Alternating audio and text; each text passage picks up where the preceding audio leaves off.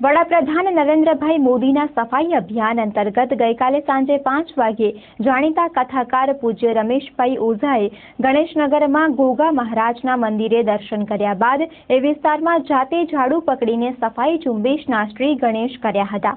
ઝાડુથી તથા હાથ દ્વારા પણ કચરો, પ્લાસ્ટિક વગેરે વીણીને નગરપાલિકાના ટ્રેક્ટરમાં તેઓ નાખતા હતા। એમની સાથે રાજ્યમંત્રી તારાચંદભાઈ છેડા, ભુજ વિસ્તારના ધારાસભ્ય ડોક્ટર નીમાબેન આચાર્ય, નગરપાલિકા અધ્યક્ષા શ્રીમતી હેમલતાબેન ગોર, ભાડાના chairman Kiritbhai Sompura, chief officer Sandipsinh Zala પણ જોડાયા હતા। ગણેશનગરના અન્ય વિસ્તારના લોકો પણ ઉપસ્થિત રહ્યા હતા।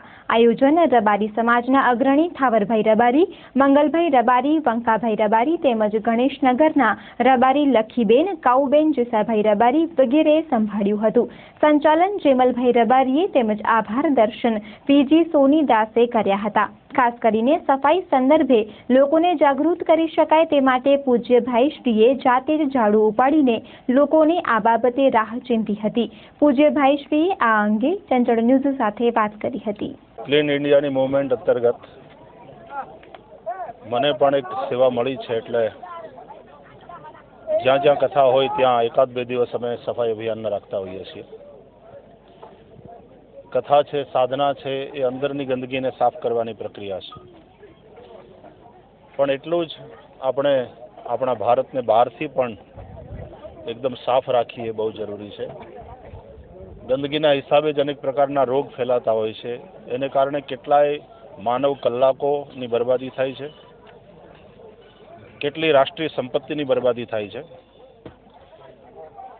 વિદેશની અંદર આપણે જઈએ છીએ અને ત્યાંની ક્લીનલીનેસ આપણને ગમે છે, પણ ભારતની પાસે આટલી મોટી આબાદી છે, આટલી મોટી વસ્તી છે, એ વસ્તી જો અસાવધાન રહે તો એટલો જ વધારે કચરો કરી શકે, અને એ વસ્તી જો જાગૃત થઈ જાય તો એટલી જ સફાઈ રાખી શકે।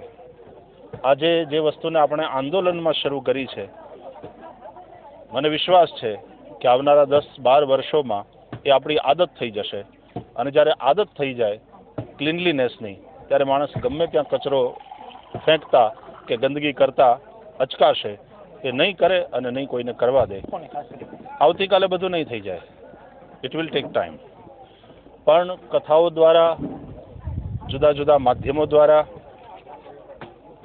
પ્રિન્ટ મીડિયા અને ઇલેક્ટ્રોનિક મીડિયા પણ એ જાગૃતિની અંદર પોતાની બહુ મહત્વની ભૂમિકા ભજવી રહ્યા છે। ત્યારે થોડા વર્ષોની અંદર એ વાત આવશે, અને ખાસ કરીને આપણા આવતી પેઢીના જે નાગરિકો છે, એ બાળકોમાં અને યુવાનોમાં આ વાત પ્રત્યે વિશેષ જાગૃતિ હું જોઈ રહ્યો છું।